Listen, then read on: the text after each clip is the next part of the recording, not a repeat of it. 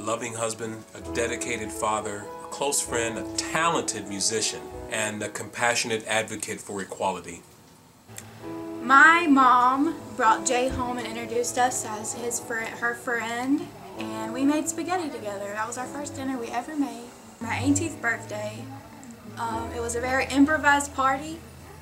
He made me a cookie cake, and he jumbled up a whole bunch of Pillsbury dough and put it on a flat thing, and it was like this burnt, crispy cookie cake, but it was just so cool. And he decorated it, and he made me my cake. Why was it special to you? Because he wanted to do it, and he did it by himself, and he was proud of it. Everybody needs a base. Everybody needs somebody to base how they act on. And you would be the person to base yourself. There used to be, when he ran karaoke at a bar, and one time there was this guy that was sitting at a table by himself, and Jay went over to him and talked to him a little bit. And by the end of the night, Jay had him up there singing karaoke, and he came back every single week after that to sing karaoke. I met him at Roadhouse Bar and Grill. He was doing the karaoke DJ. It took a long time for me to come out of my shell. I always enjoyed karaoke. I knew that I had songs that were passionate to me, and he and I, in conversation, talked about the versatility and different types of music that we enjoyed. And he said, "You need to get up and sing sometime." And I knew that I didn't have much of a voice, but Jay was able to bring that out in the confidence level that I didn't have. And it was something. We had met on the internet, and that was before internet dating was real popular. And so my mother wanted to have me committed for that, but he came down and we went out to the mountains and had a fantastic weekend. And he came back, or I went up there to Michigan about a month later, and then he came down here for good in November. He was the greatest person I've ever known. One time someone called him, and it was the wrong number, and they talked on the phone for like 30 minutes, and then the guy said, "Well, don't delete my number." He said, "Keep me in your phone." You know, he's just like that. He has a magnetic personality. He was the person to go to if you needed any advice. The first time I met Jay was at my house in McDonough. He came over with his cat Mike and his mom and his two sisters, two daughters, and Cal and Laura, and I met everybody like all at once. He wasn't afraid to tell you how it was, like he wasn't shy, you know, he was like really open person. He was really friendly. I'd actually met him through a message board related to the Regular Guys that they had that morning radio show on 96 Rock. He's like, "I'm gonna send you this file, I want you to listen to it." And I'm like, "Okay," you know. He says, "You're not gonna know who the band is. It's nobody famous." I'm like, "Okay." So he sent it to me, and I listened to it, and I hated it. Hated it. And I messaged him back, and I'm like, I don't know who the singer is, but I can't listen to him. And he messaged me back, he said, "It's me." And I felt like this man, I don't know what my life would be like if there were no Jay. I don't want to think about it, because he added so much. He didn't have an unkind word to say, and he helped so many people. And the world needs more Jay. Everybody's got a Jay in them. They just, for whatever reason, you know, whether they're scared, whether they are going to care what other people think. Jay didn't care. And, you know, he was such an inspiration to people, you know, that may not be themselves otherwise. He knew how to bring that out in them. The one thing that everybody needs to do is find their inner Jay and spread it out to other people, because we are all better because of him and what he taught us. Very first song that Jay asked me to sing was "Simple Man" by Leonard Skinner. Jay, this is to you. For you and the things that you've done, the dark times that you've brought me out of. Okay, I'm doing a lot better now. You know this. I love you. I'll never forget you, brother.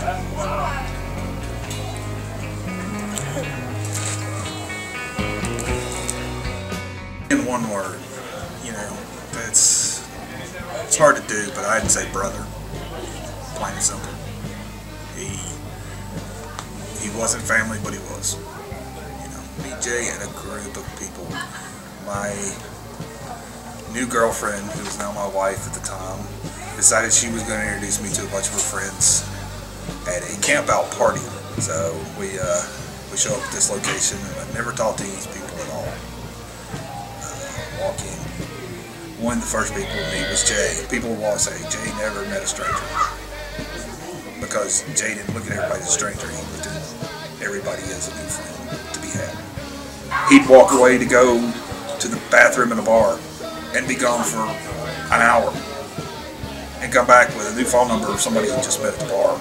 He was walking by and just started talking to, and he could tell you all kinds of stuff about this new person, and you're like, how do you do this? You just step in and they're your best friend. You know, that's Jay. Like I said, there was no stranger for Jay, and he shouldn't be a stranger to anybody. He can inspire anybody's life just with who he was. He just had a way with people. He knew how to connect with people. He was at a roadside.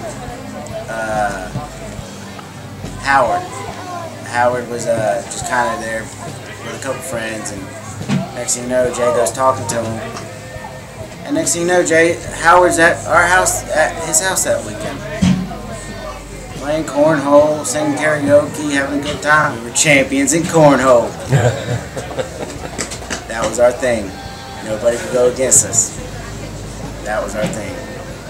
Oh man, you couldn't. They're there for days. We'd go undefeated. Days. It's just amazing how one person can bring so many people together. The first time he actually had a karaoke place, I was the first one to sing. We were sitting in our house and we had nothing to do because the power was out, and I just asked him, can you teach me guitar? He pulled out 2 acoustic guitars and just started teaching me. First song Jay taught me to play was Rock You Like a Hurricane. I was going through just a hard breakup, so to say. He told me probably the most greatest advice I've ever heard someone say. He said, just move on with the past. Yeah, it'll hurt, but it gives you a chance to look on to the present and move forward to the future. I think there should be a lot more people who need to know who Jay was and try to be more like him. The words just don't even do him justice. He was incredible. He was loving. He was accepting. He was just an unconditional, outstanding, straight-up guy. And I miss the hell out of him. I actually met Jay completely by accident. The girl that I went to high school with was having a breast cancer benefit at a restaurant in our area, and some other classmates had gotten a hold of me and told me about it and asked if I'd come, and so I did. And he was actually DJing and running karaoke there. Conversation I'll always remember with him. Me and my wife had gone over to him and Ann's house one night for dinner, just kind of a spur-of-the-moment thing. And we're sitting around, we're eating, we're talking, we're playing games, and somehow the question got brought up about why was he, as a straight man, so passionate about equality for gays. And I asked, I said, have you always been that way, or is that a decision that you've come to later in life, or what? And he had to really kind of stop and think for a second. And he said, no, I have not always been that way. He said, actually, until after Ann and I got married, I was your typical redneck straight guy, who the hell are they? Why do they think they have any special rights? They're going to hell, they're sinners, they're blah, blah. And Ann had a gay brother that apparently they were very good friends with, and he got talking with him and talking to a lot of their other friends and everything, and he started analyzing himself. And he'd think, is this really what I believe? Or is this just, what I've had shoved down my throat by my family and my churches and everything that I've gone to? And he said it took him a while before he really came up with an answer to that, and he finally decided, no, I don't believe that. That doesn't feel right to me. That doesn't set in my soul. And he said, I just came to the conclusion they're absolutely no different than I am. So why should they be afforded any different status or any different right in their life? Jay was pretty deep sometimes. And I just never knew him to be anything other than universally accepting of anybody he ever met. Even if it was somebody he met that he didn't like, for whatever reason. You know, he accepted their right as a human being to be on this planet and share space with them and live their life the way that they saw fit. And he didn't judge them for it, whether it was how he lived his own life or not. We have so many people from so many different walks of life that have had so many different experiences in their past, and in a lot of ways probably don't have a lot in common with each other except Jay. But he was the glue that bound everyone together, regardless, because everybody just kind of got sucked up into his orbit. Jay was funny. Me and my husband were taking down a pool in our backyard, an above-ground pool. Anna and Jay came over without a second thought when we said, hey, we need help taking down this pool. Came over at midnight, just help us take it down.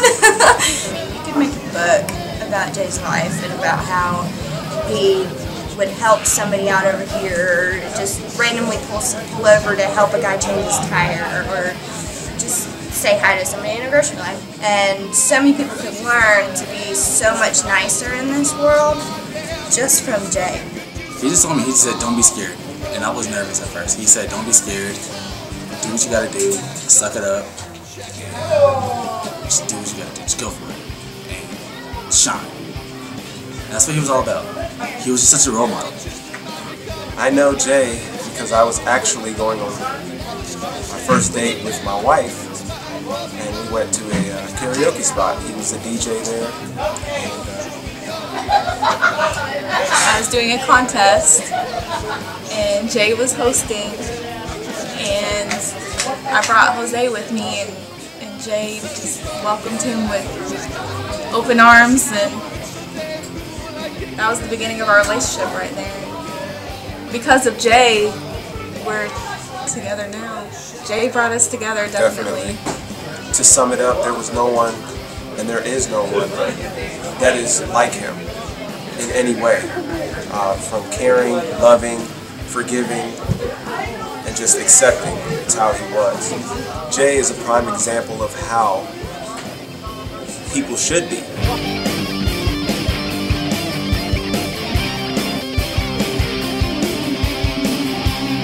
Break it down for me now. Break it down. So that I can tell you a story. It goes a little something like this. A bass player introduced me to a friend of his, and I don't think that I'll ever forgive him for this.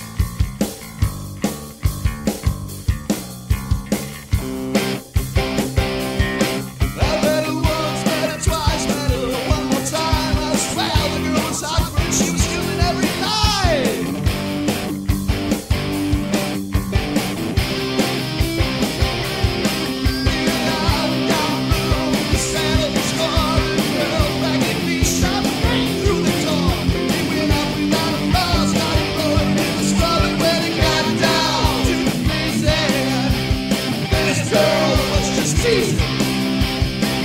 Very nice. Where the hell's nice? Tell me what she is, fellas. She's roadkill. I don't know how you're getting home. Roadkill. But I'm not driving in this condition. Roadkill. Maybe you can just hook it. Roadkill. Looks like a nice night for a walk anyway. Don't go away mad. Just go away.